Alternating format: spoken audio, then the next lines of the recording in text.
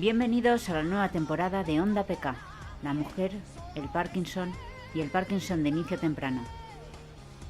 Con nuevas secciones y colaboradores que te hablan de historias de superación y que ponen su opinión y su firma a los temas tratados. Bienvenidos a Onda PK, la radio de Con P de Parkinson, gracias a Radio Buñol, en la 107.9, todos los miércoles de 14 a 15:30 horas. Buenas tardes, bienvenidos a Onda PK en la 107.9 de Radio Buñol, un miércoles más de las 14 a las 15:30 horas. Y en el día de hoy nos acompañan Elena Martínez. Buenas tardes, Elena. Hola, Sonia. Y Alberto Rábano. Buenas tardes, Alberto. Hola, ¿qué tal? Buenas tardes. Bueno, y nuestra Inma García, que es nuestra compi de Cádiz, que siempre digo Málaga y es Cádiz. Exacto. Bueno, hoy estamos como por toda el territorio español, ¿no? Estamos desde Cataluña, Madrid, Valencia y Cádiz. Esto es fantástico, esto de las tecnologías es fantástico. Hoy vamos a tratar un tema que a mí en su momento me pareció muy interesante, Inma, ¿verdad? Lo estuvimos hablando varios días, el tema de la donación de los biobancos, que desconocíamos casi en su totalidad, diría yo, porque todos tenemos una idea del tema de donación de órganos, pero no nos habíamos parado a pensar que hay una parte muy importante de la ciencia que estudia nuestros cerebros y que para eso es necesario, ¿no?, la donación del órgano. Exacto. Y de cómo se estructura toda esta donación a lo largo del país y digamos, las características que tiene en cada una de las autonomías. Elena, buenas tardes. Hola. Bueno, cuando presentas tu trabajo, ¿cómo lo presentas? A ver, preséntanoslo desde cero. Pues yo soy médico primero, luego soy patóloga y luego soy neuropatóloga, por ese orden de subespecialización.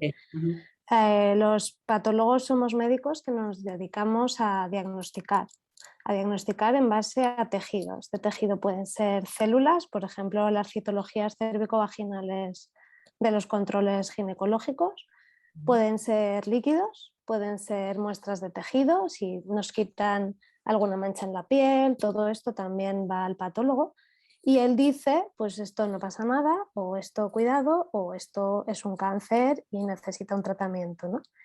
Y luego ya está el neuropatólogo que hace esto, pero limitado a biopsias cerebrales o musculares o tejido cerebral en general. Y bueno, el tema es que, digamos, los biobancos son centros. Defínelo mejor, Alberto. Alberto Rábano está en Fundación 100. Defínenos la función de la fundación, el tema de los biobancos, ¿cómo funciona exactamente a nivel del país? Bueno, la Fundación 100 es un centro de investigación, no es un hospital, es lo que llamamos un organismo público de investigación, depende del Instituto de Salud Carlos III. Bueno, y tiene dentro un biobanco, un banco de cerebros. A ver, hay un término que es más general, que es el de biobanco, ¿no? Los biobancos, en España hablamos de biobancos desde hace unos años solamente. O sea, es un término un poco nuevo. Y sobre todo se han organizado en los hospitales. Es decir, son pequeñas organizaciones, dispositivos que se han montado para poder manejar las muestras humanas. La mayoría de las veces vienen de muestras clínicas, ¿no?, de análisis, de biopsias, como ha explicado Elena. Bueno, pues hay toda una organización en los hospitales para que esas muestras se puedan utilizar para investigación. Eso es un biobanco y hay que hacerlo con arreglo a una legislación que tenemos en España muy desarrollada. En Europa hay unas directrices europeas y solo así se pueden usar las muestras biológicas humanas para investigación, si no, no se podrían utilizar. Eso implica que tiene que haber un consentimiento informado, en fin, que hay que hacerlo bien desde el punto de vista ético-legal. Los bancos de cerebros somos un tipo de biobanco. Dentro de la generalidad de los biobancos hay un subtipo que también se conocen como bancos o biobancos de tejidos neurológicos, ¿no? Y esos son los bancos de cerebros. El problema histórico para entenderlo es que los bancos de cerebros venimos funcionando desde mucho antes de que existieran los biobancos y la legislación específica para esto, que es de 2011.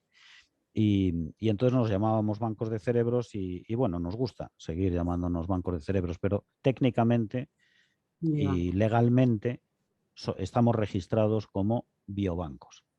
Esa es la... Porque a mí me pareció muy interesante vuestra especialidad. Decía Elena que sois médicos, pero que luego, ¿no? Profundizando en la especialidad a la que os dedicáis, el tema de la neuropatología. Explicarme un poquito más el tema. Bueno, yo he estado documentándome ahora, porque de verdad que no conocía toda esta rama, me parece súper interesante el cómo desde vuestro estudio se puede hacer mi vida mejor. Es decir, es que es algo que me alucina. El tema de que cómo mi mundo puede ser mejor gracias al trabajo que vosotros hacéis todos los días. Explicar esto un poquito. Bueno, yo voy a dejar a Elena, porque Elena es una neuropatóloga que trabaja en un hospital y en un banco de cerebros, o sea que hace todo lo que hace un neuropatólogo. Yo soy un neuropatólogo un poco cortado por la mitad, porque yo soy médico, soy patólogo, soy neuropatólogo, pero me dedico en un centro de investigación solo al trabajo de diagnóstico que hacemos en un banco de cerebros. Y eso es muy importante, porque nosotros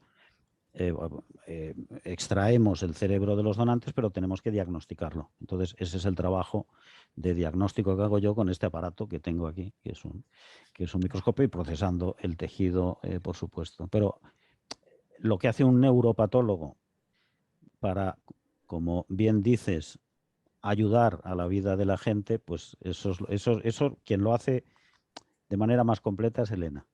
Elena, cuéntame cómo haces mi vida mejor. Porque... Bueno, Alberto lo hace a la perfección, ¿eh? Que no quede que él no lo hace. Bueno, ahora hablaré sobre Alberto. Dime, Elena, cuéntame cositas. Pues parece que el trabajo de un neuropatólogo puede ser como muy limitado porque solamente hablamos de tejido neurológico, pero realmente uno de los problemas y a la vez una de las cosas bonitas de nuestra especialidad es la riqueza y la diversidad de cosas que nos encontramos en nuestro día a día, ¿no? O sea, un neuropatólogo ve desde el líquido cefalorraquídeo de pacientes con sospecha de meningitis o con sospecha de alguna diseminación de un tumor o sospecha de alguna enfermedad inflamatoria no infecciosa, ve desde esa muestra hasta el diagnóstico de algunas lesiones cerebrales, tumorales malignas o, en el mejor de los casos, tumorales benignas, en la que no solo damos el diagnóstico, sino que también buscamos dianas terapéuticas acompañando nuestro diagnóstico que realmente van a dirigir el tratamiento. Otra de los tipos de muestra que le puede llegar a un neuropatólogo es la biopsia muscular, que es tremendamente importante en el diagnóstico tanto de enfermedades neuromusculares puras, tipo distrofias musculares, como en el diagnóstico de otras patologías más centrales, como por ejemplo una ELA, que puede ir acompañada de alteraciones musculares por problemas en la inervación de los músculos, ¿no? Entonces hay veces que esa biopsia muscular se hace antes del diagnóstico de una enfermedad neurodegenerativa y a partir de ahí podemos guiar al neurólogo hacia dónde ir en sus estudios posteriores, ¿no? Y por último, hacemos el estudio autópsico, el estudio de los cerebros post-mortem. En mi caso, yo como estoy en un hospital que tiene también área materno-infantil, pues diagnostico desde malformaciones cerebrales fetales que han llevado a la interrupción legal del embarazo hasta enfermedades neurodegenerativas de donantes. Realmente es un abanico muy amplio. Buenísimo. Parece tan interesante, estoy escuchando muy como... movada. El tema es que, claro, yo no me había planteado nunca bueno, claro, nadie se lo plantea, ¿no? Tener una enfermedad neurodegenerativa como la que nos ha tocado vivir. Pero claro, ¿qué sería de nosotros si no hubiera neuropatólogos? Es decir, porque claro, por lo que tú estás comentando, desde el diagnóstico de la enfermedad hasta bueno, hasta posibles tratamientos, hasta incluso, yo qué sé, la curación, quién sabe, ¿no? Es decir, no sé hasta ahí dónde llega vuestro ámbito. Pero nosotros abogamos muchísimo por la ciencia, por los científicos. Yo creo que es muy, muy importante, por lo que comentaba Alberto Rábano, em, el tema de la fundación, el tema de la ciencia, el tema a lo mejor no aparenta, como decías, tan práctico en este sentido, pero sí que es tan necesario, ¿no, Alberto? Es tan necesario que defendamos que los científicos puedan ejercer su trabajo, además en condiciones óptimas para que puedan ejercer todo su campo de acción, ¿no? Sí, sí, claro. Bueno, hay una, de lo que estás diciendo, a ver, la enfermedad de Parkinson, por ejemplo, o todas las variantes de la enfermedad de Parkinson, o sea, no podríamos hablar de enfermedad de Parkinson si no hubiera habido hace muchas, muchas décadas patólogos que hubieran definido esa enfermedad en el microscopio. Hoy sabemos cuál es la base de las lesiones, la base histológica, molecular y neuroquímica y bueno, y los tratamientos sintomáticos que hay, pues proceden de esas investigaciones. Es decir, que los patólogos, que somos en general gente muy discreta y que no se nos ve mucho, porque estamos ahí detrás y tampoco nos gusta mucho que se nos vea. Y somos como la gente de la radio, más o menos, ¿no? Que no se les ve. Pero detrás de la definición de cada enfermedad hay un patólogo, ¿eh? Hay uno o varios patólogos. Eso por un lado, por la parte de los patólogos. Pero luego hay otra parte que yo creo que tiene que ver con lo que estás diciendo, que es la investigación básica. La investigación que no parece que está muy directamente relacionada con los tratamientos, pero toda la investigación biomédica, por muy básica que sea,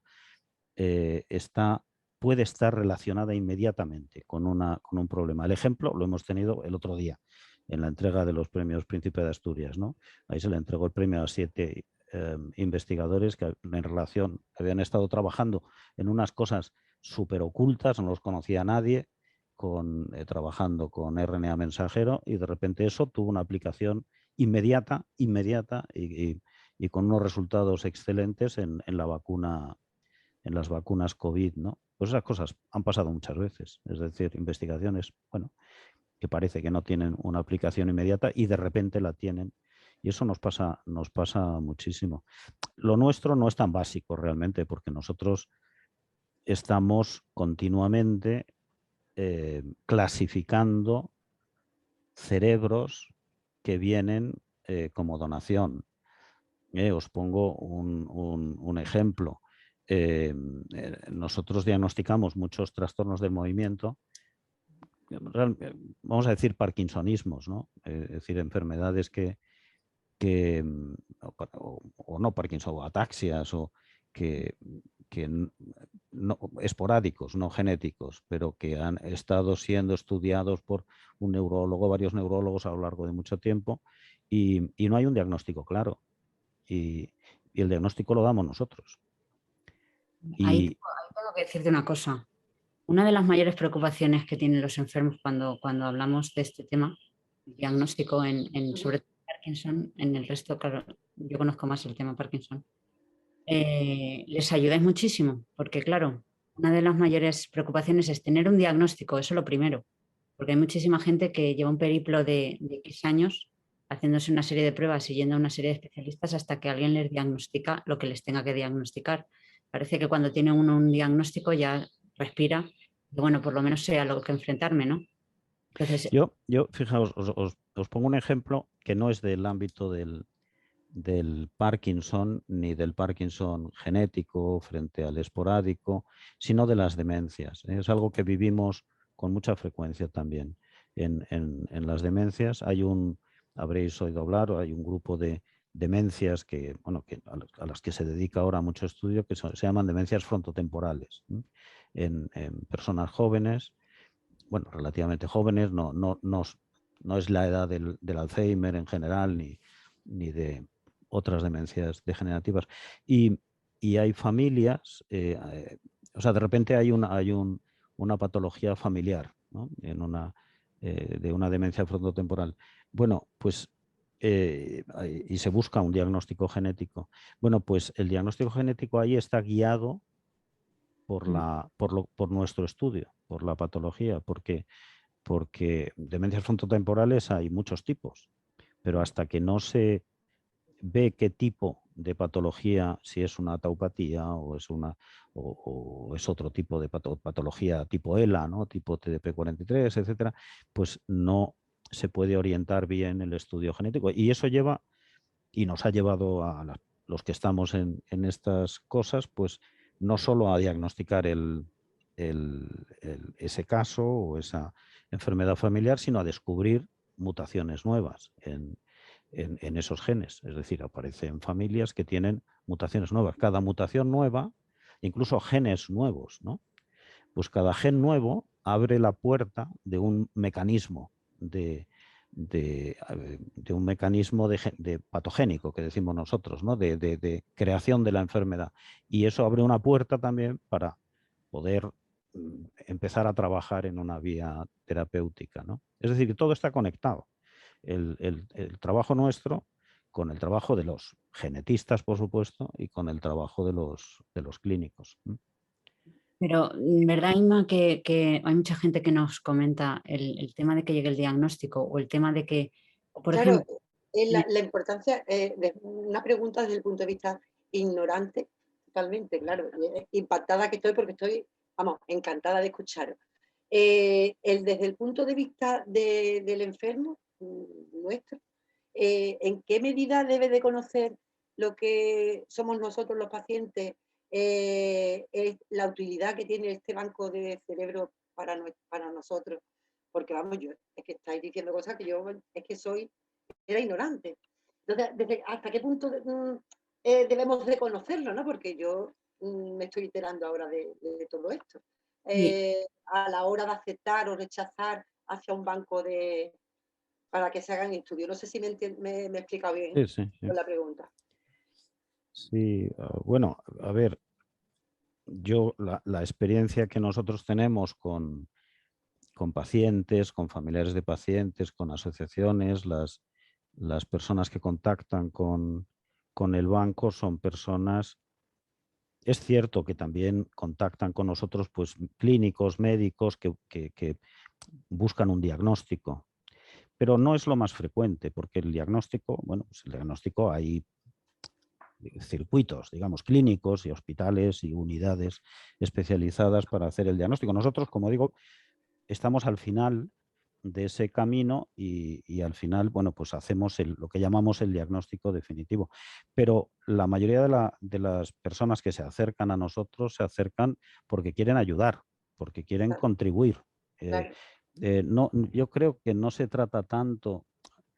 O sea, por supuesto, nosotros damos toda la información posible y nos piden mucha información, pero también vemos que hay mucha gente que tampoco quiere tener mucha información. O sea, lo que quieren es ayudar. ¿Cómo puedo yo ayudar a que esto se solucione Ayudar, en algún momento? claro, en el caso nuestro, pues puede ser útil para que venga detrás, ¿no? A lo mejor ya para nosotros no llega, pero para el que venga detrás que haya unos estudios, evidentemente, ¿no?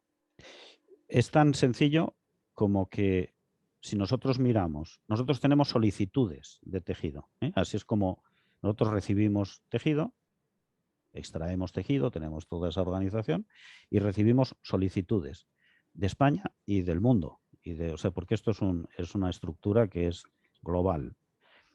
Y hay muchas que no podemos atender porque no tenemos ese material y no existe ese material en el mundo. Y hay personas que quieren investigar si hablamos de las enfermedades genéticas que quieren investigar con tejido de una mutación específica. ¿Y eso existe o no existe?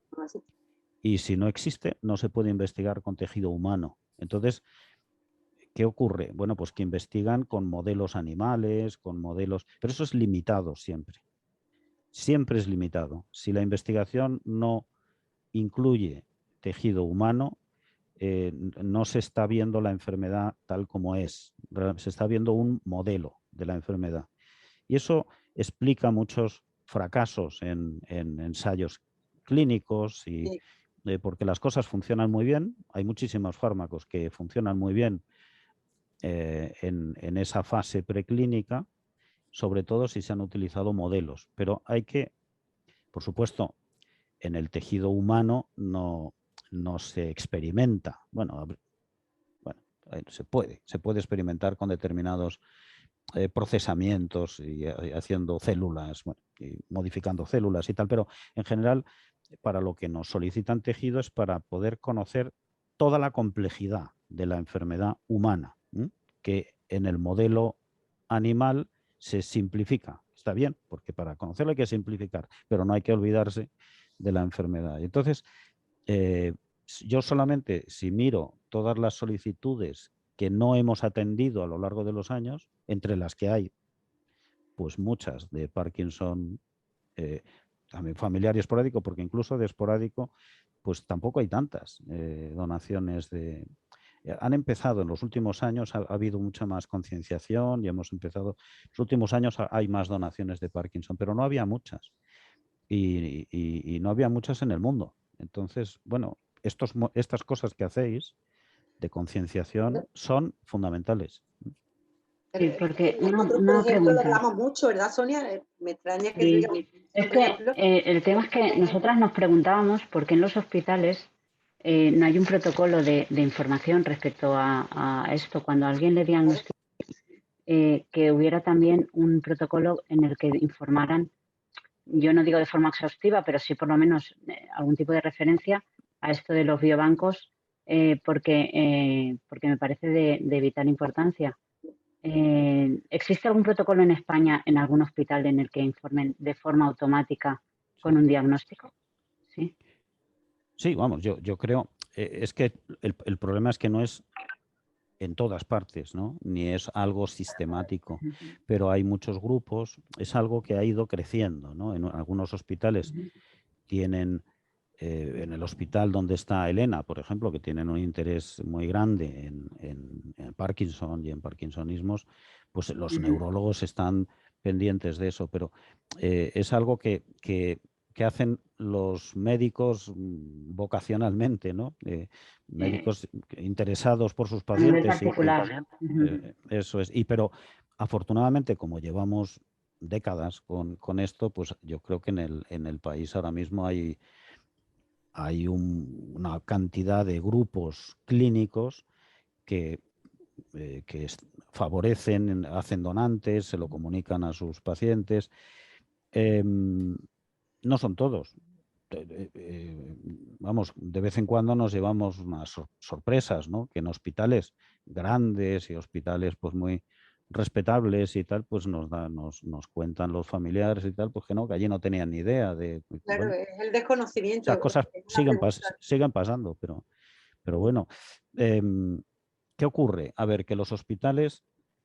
esto es una cosa que también en España viene pasando desde hace muchos años. Los hospitales se crearon para curar, ¿no? Bueno, para diagnosticar y tratar a los pacientes. Eso es lo que llamamos trabajo asistencial, ¿no? Y bueno, poco a poco, pues desde hace, yo diría, unos 20 años o así, los hospitales se han puesto a investigar, ¿no? O sea, los hospitales tienen una parte de investigación y se han creado institutos de investigación sanitaria y tal. Bueno, pero todo eso es muy joven en España. O sea, en otros países, en Inglaterra, por ejemplo, que es donde ha sido todo esto más precoz, o en Estados Unidos también, estas dos actividades van muy ligadas, van juntas, ¿no? En España hay hospitales que solo ven pacientes, que no investigan, y hay hospitales muy grandes donde digamos, la asistencia de los pacientes va por un lado, la investigación por otra. Y esto es un problema que tenemos en España, pero de pura juventud, de que estas actividades tienen que ir juntas. Es joven todavía. El tema de los científicos, yo pensé que, Elena, pensaba que con el COVID nos habría entrado la curiosidad a todos o digamos que habríamos entrado, seríamos conscientes de la importancia de la investigación, de la importancia de cuidar a la ciencia y de dotarle de los recursos necesarios para que hagan el trabajo todos los días. Pero ¿cuál ha sido mi sorpresa? A que nos vemos, ¿no, Inma? Otra vez con la misma situación que antes. Pese a que le preguntas a todo el mundo y todo el mundo dice que sabe lo importante que es vuestra labor. Entonces, ¿cuál sería cuál es la solución ahí? ¿Cuál es el compromiso de la administración, el compromiso de la población? ¿Qué vías entendéis que pueden haber, que podemos investigar en ese sentido? Pues, a ver, en la población investigadora, digamos, hay dos tipos de investigadores. Los que tienen, por ejemplo, son médicos y están contratados por un hospital y tienen un sueldo por su labor asistencial y además hacen investigación, pero esto realmente es un además. Y luego están los que se dedican únicamente a investigación, ¿no?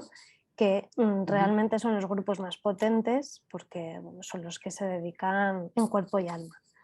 Y desgraciadamente la mayoría de personas que conozco en ese campo tienen una vida pues, que depende totalmente de becas, de proyectos, de convocatorias.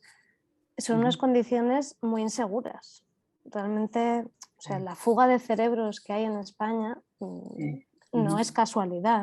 Es gente que dedica gran parte de su vida a intentarlo y cuando ven que no pueden seguir adelante porque no encuentran más financiación o porque quieren formar una familia y necesitan cierto grado de seguridad económica, pues o cambian de trabajo o van a la industria farmacéutica, donde también hacen una labor muy buena, pero quiero decir que salen de lo que es la investigación pura que puede hacerse en un instituto de investigación adherido a un hospital, ¿no? O bien buscan fuera soluciones mejores porque desgraciadamente lo son, ¿no?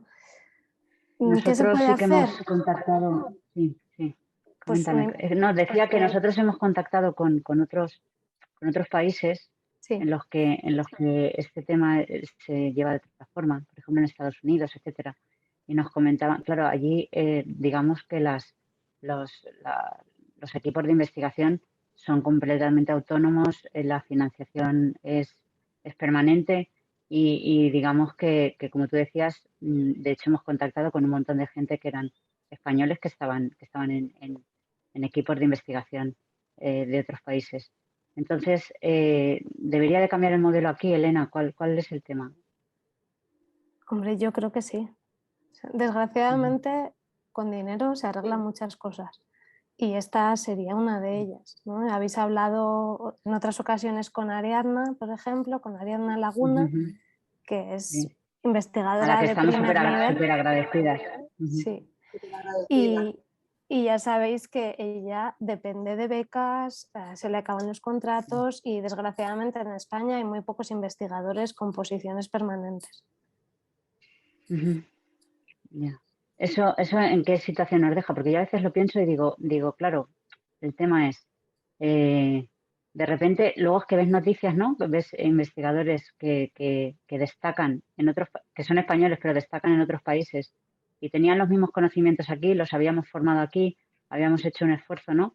Como país, como población, y de repente, ¿no? Pues en algún momento dado alguien decide que no es tan importante y no lo cuida, ¿no? O sea, habría que cuidar a ese conocimiento, habría que cuidar el hecho de que investiguen. Yo sé que vuestro día a día es así, pero sí que hay, de todas formas sí que hay líneas permanentes, o sea, sí que hay, como decía Alberto Rábano, en Fundación 100, por ejemplo, es una entidad íntegramente investigadora, ¿comentabas? Sí, nosotros, bueno, somos una entidad un poco atípica.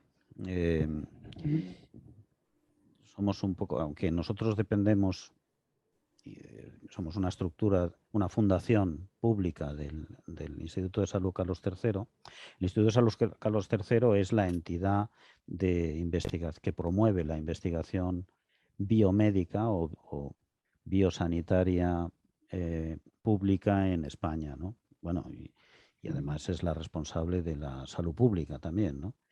Del país. Pero la iniciativa o sea, nosotros somos en cierto modo una entidad mixta porque gran parte de nuestra financiación viene de la Fundación Reina Sofía. O sea que nosotros existimos porque hubo una iniciativa que continúa de la Fundación Reina Sofía y bueno, pues en ese sentido somos una entidad atípica, somos un centro pequeño, pero bueno, tenemos una suerte inmensa de poder dedicarnos, como explicaba Elena, pues a tiempo completo. O sea, yo me dedico a tiempo completo a esta actividad del biobanco y a colaborar en proyectos y a ayudar. Y bueno, pues es una... Pero me da pena, porque en este ámbito en el que nos movemos, pues yo creo que no hay nadie más. O sea, que somos... en España pues hay otras entidades así, pero son rarezas, ¿no? Es decir, lo que necesitamos en España es un sistema de ciencia y tecnología pues generalizado, bien financiado, que se implante, que acoja a gente joven y luego que esté muy bien conectado también con una industria que nace naturalmente de muchas investigaciones de estas que hacemos, salen patentes, salen pequeñas empresas de spin-off, empresas biotecnológicas de diagnóstico, de tratamiento, pero eso en España todavía también es demasiado joven. O sea, muchas de esas empresas biotecnológicas que tienen una patente y que tienen incluso algo que interesante, pues no pueden sobrevivir. Y nosotros nos ha pasado eso también, tenemos esa experiencia y acaban siendo compradas por una gran multinacional extranjera, por supuesto. Y entonces, a ver, el problema de España es que lo llevamos con retraso. Es muy sencillo. Nuestros primeros bancos de cerebros empezaron aquí en los años 90. Nosotros venimos de una cadena de bancos que empezaron en el 95. El primer banco de cerebros de España, que es el del Clínic, del Hospital Clínic de Barcelona, se abrió en el 93. O sea, nosotros, y podéis pensar, bueno, de eso hace mucho tiempo. No, pero es que los primeros bancos de cerebros más importantes del mundo se abrieron en los años 50 y 60 del siglo pasado. Y en los años 70 ya había bancos en Estados Unidos y en Inglaterra potentísimos que estaban trabajando con todas estas enfermedades. O sea, llevamos décadas de retraso. Y bueno, pues tenemos que recuperarlo. Yo soy optimista, o sea, yo creo que vamos recuperando un poco ese tiempo perdido, pero queda mucho, no va a ser de golpe, desde luego. Porque, a ver, yo creo que el primer paso sería que la propia población creyera en la importancia de vuestra labor, ¿no? Es decir, que hubiera una apuesta real de las administraciones por algo que muchos sabemos que es una certeza.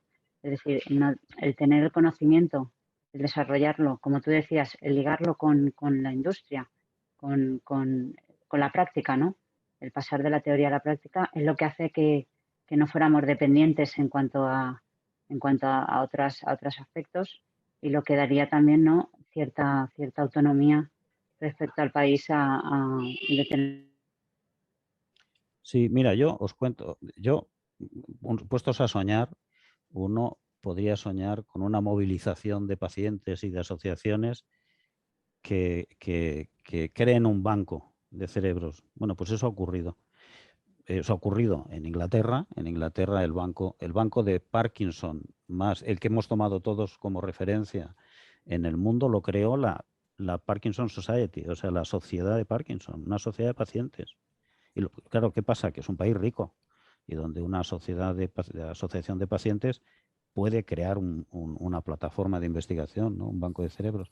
Bueno, pues aquí, en España, que somos más pobres, pero a veces muy imaginativos, Pues nosotros, en colaboración con la Asociación de Alzheimer de León, pues se creó un pequeño banco de cerebros, el banco de cerebros que hay en León, que también ve enfermedades de Parkinson, pues fue promovido absolutamente por la Asociación de Alzheimer, que es muy potente allí. Es decir, yo creo absolutamente en la capacidad de las asociaciones para impulsar estas iniciativas, pero absolutamente. Cuando nosotros empezamos, como decía, en los años 90, las asociaciones no tenían nada que ver con las que había en el mundo anglosajón, sobre todo, pero ahora tenéis una capacidad de actuación y son potentísimas, o sea, sois lobbies, o sea, lobbies muy potentes, y yo creo que tenéis un papel que hacer ahí. También nosotros, también nosotros, pero cuando esto ha funcionado es cuando hemos ido juntos. Eso es lo que yo he experimentado. Vamos. Y Elena, respecto a, ¿has notado algún cambio respecto a...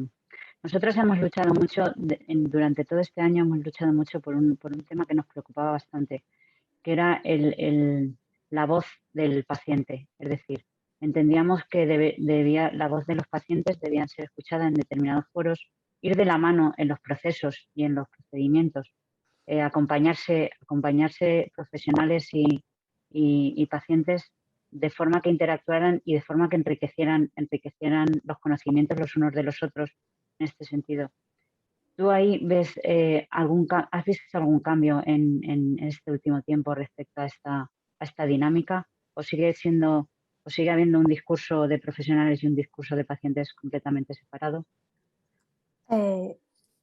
Yo creo que cada vez más se están haciendo cursos o encuentros entre profesionales y pacientes, o cursos dirigidos a los pacientes para que puedan entender mejor su enfermedad. Aunque yo directamente no me he visto involucrada en ninguno, sí que sé que en mi hospital, que como ha dicho antes Alberto, hay un área de Parkinson fuerte, con un grupo de investigación puntero. Sé que ellos, bueno, ya conocéis a Ariana, vamos a dejar de nombrarla, que parece, pero Exacto. realmente... El equipo de Ariana es de los más punteros porque han sido de los primeros en invitar a pacientes a simposiums que estaban dirigidos en principio a profesionales. Entonces han entendido la importancia de lo que te comentaba y han sido de los primeros en invitar a pacientes. Entonces yo personalmente sí que he visto este cambio. No sé si este cambio se ha producido a nivel global, pero sí que sé que en mi área se ha producido. No sé, ¿Y crees Alberto, que esta interacción pacientes profesionales en vuestra área también tendría sus resultados? Seguro.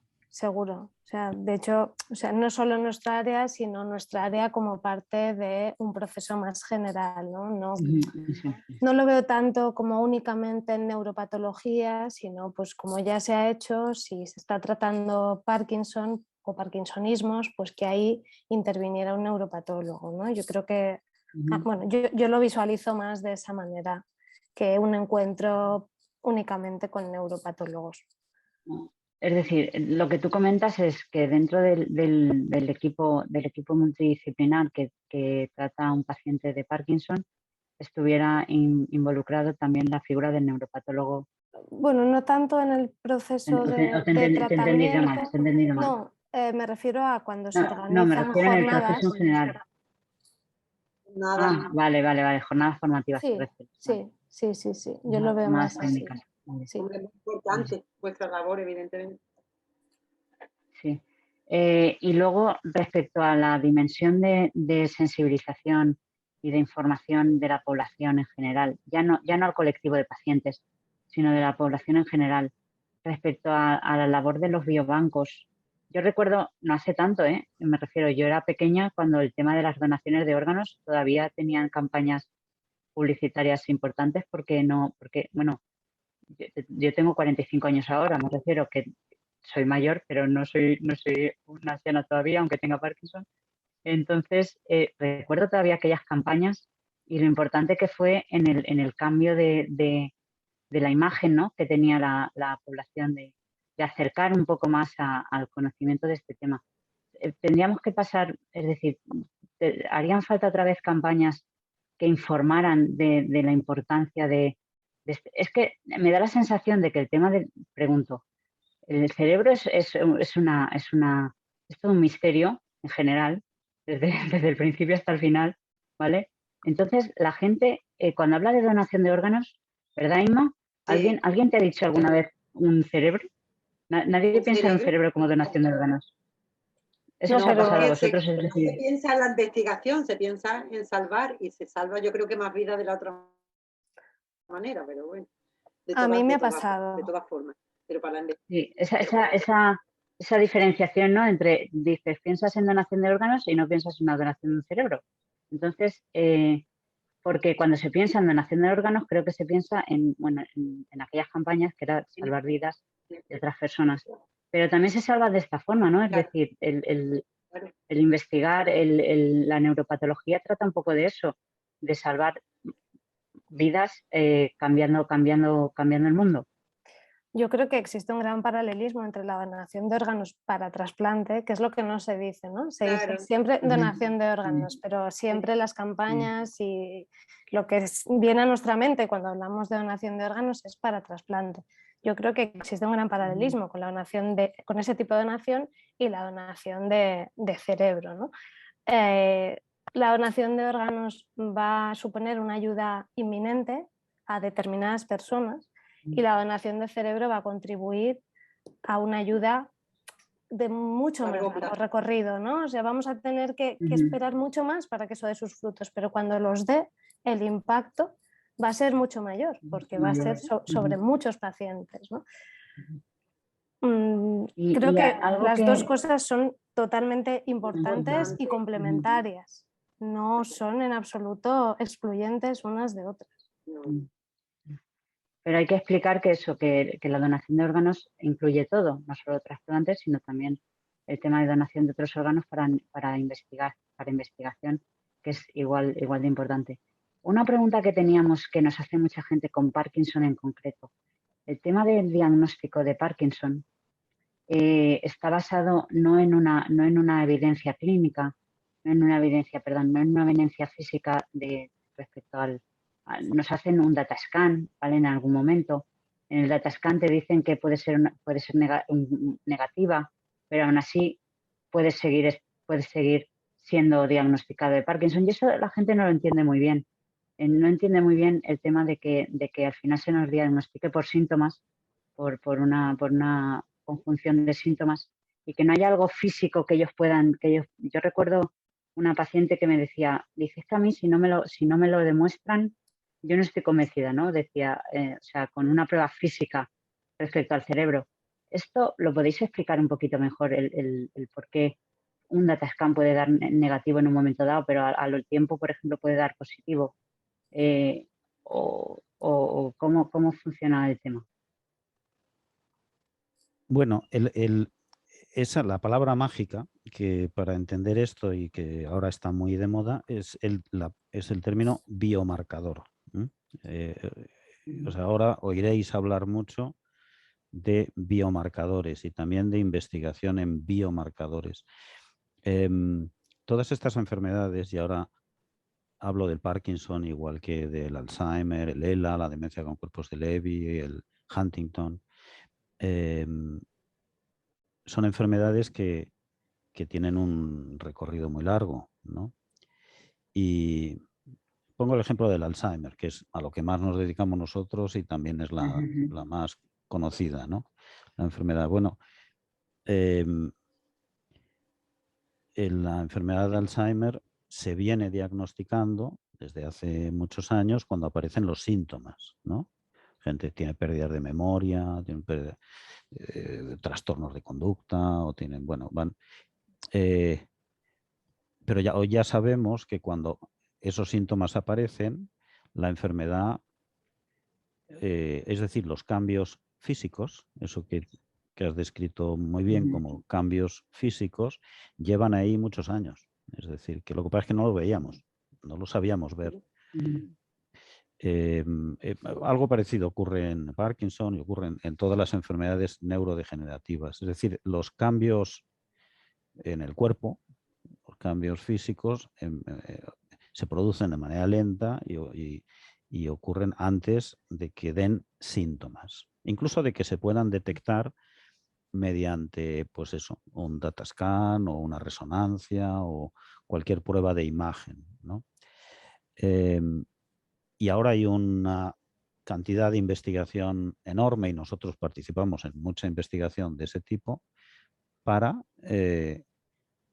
detectar cambios muy precoces, muy tempranos, en sangre, en un análisis de sangre o en, bueno, en cualquier...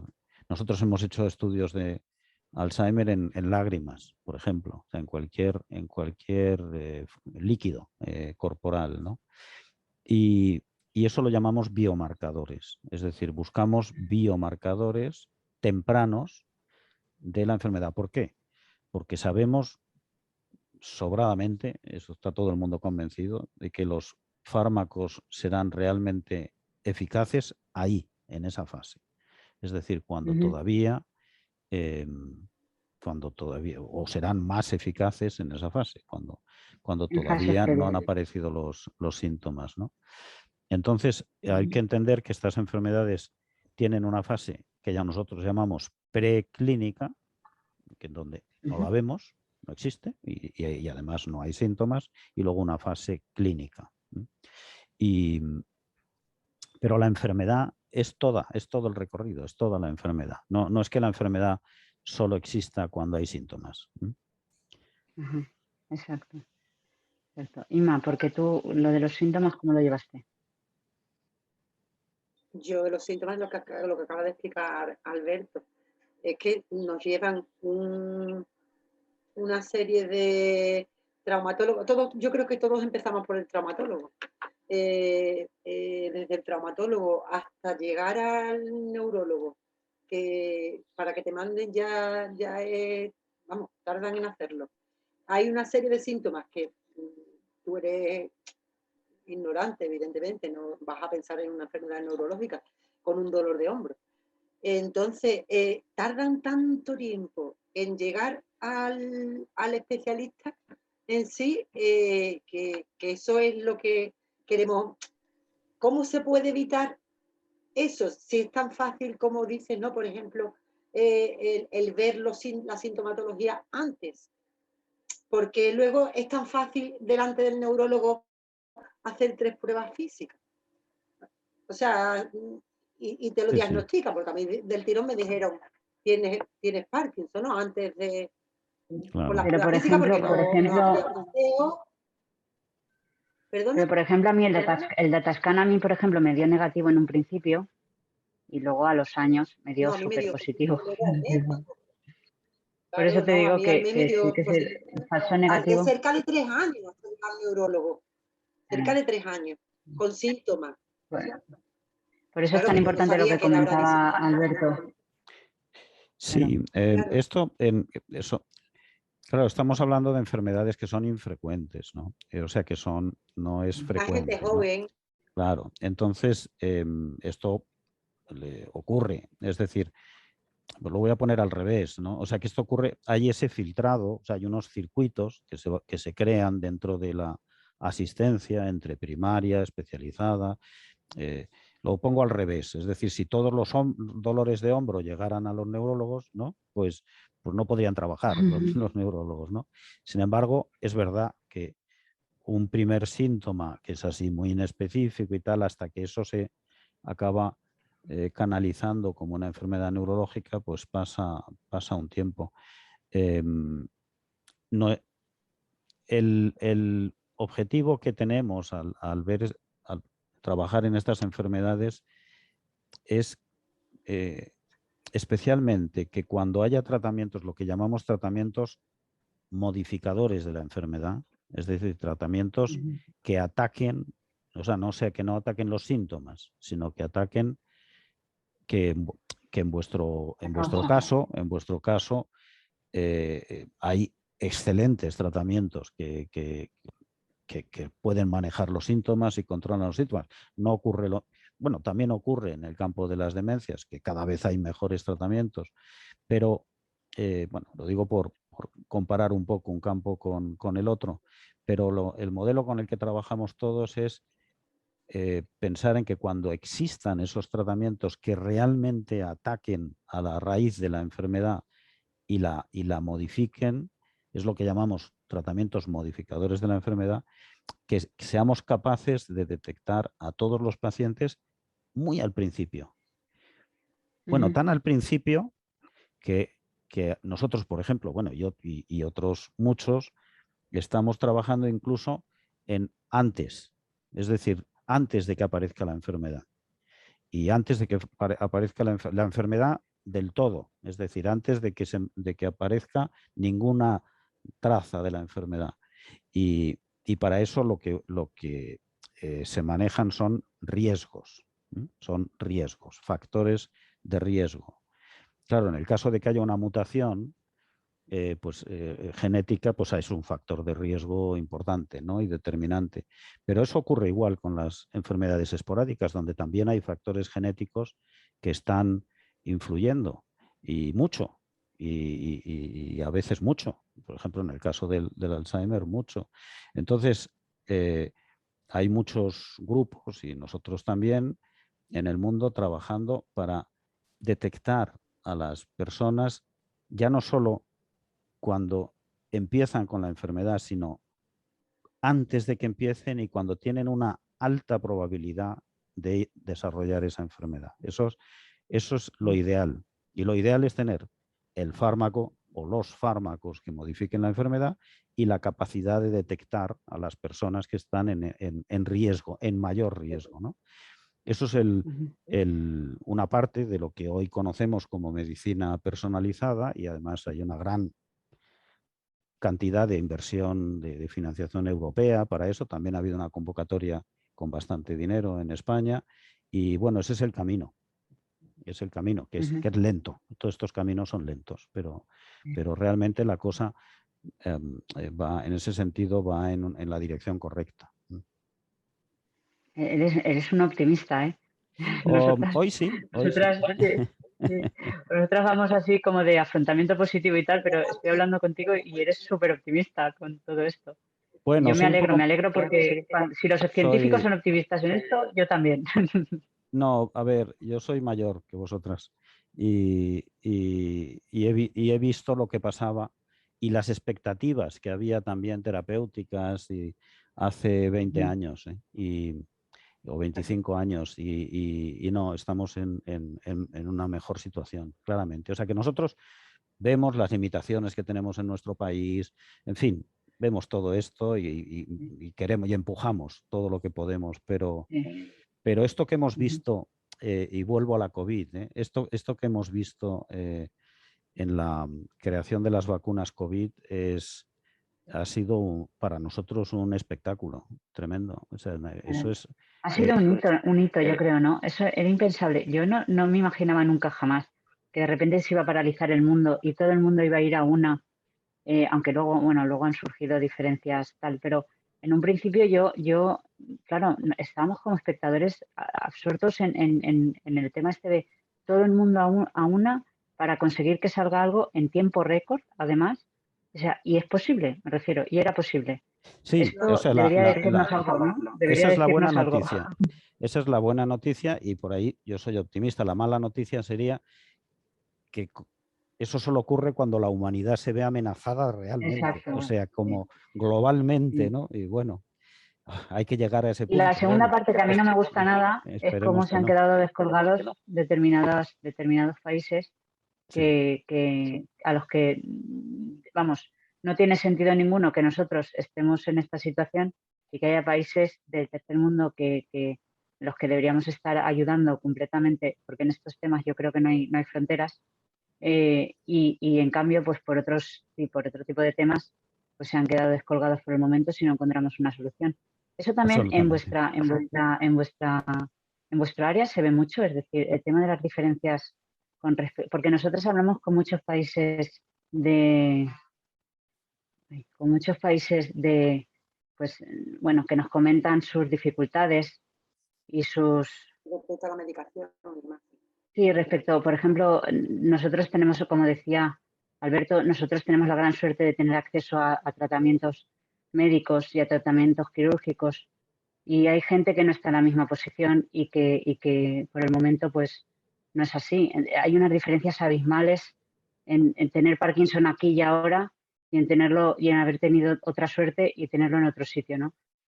¿Vosotros veis esas diferencias en vuestro trabajo también marcadas por estos temas?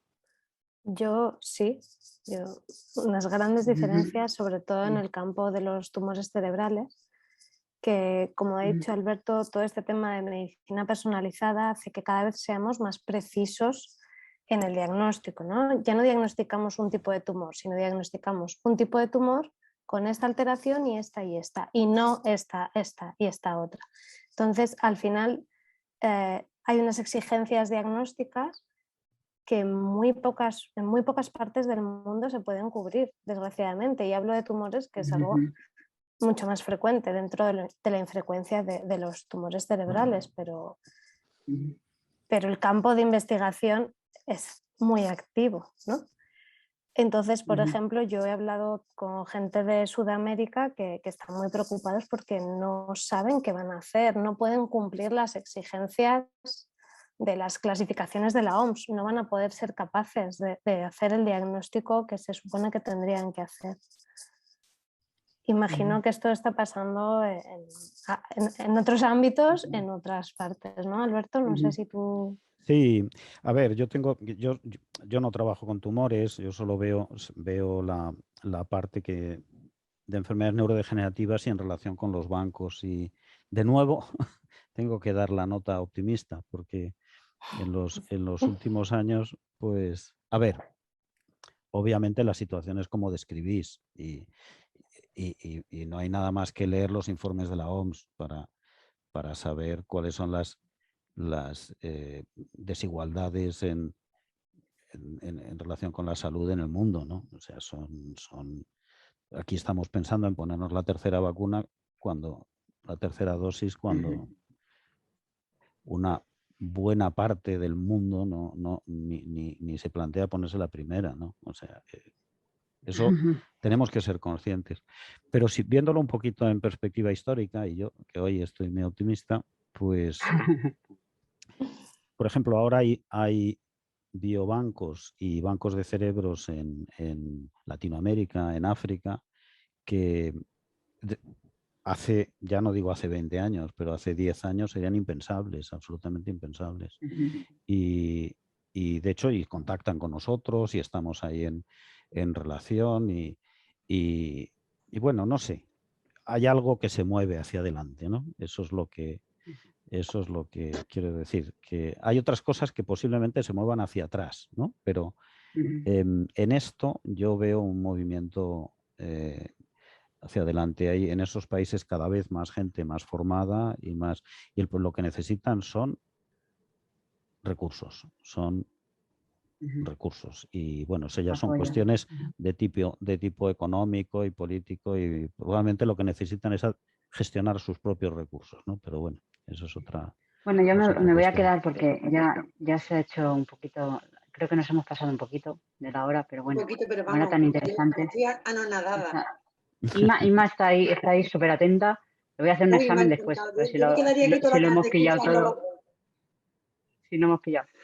Yo me quedo con el punto optimista de Alberto y bueno, y vamos a cerrar con ese optimismo, ¿no? De pensar de lo que somos capaces, de lo que seríamos capaces de hacernos si nos planteáramos, ¿no? Como decías tú, en el COVID de repente íbamos todos a una, todos juntos, lo que seríamos capaces de hacer y que sería posible.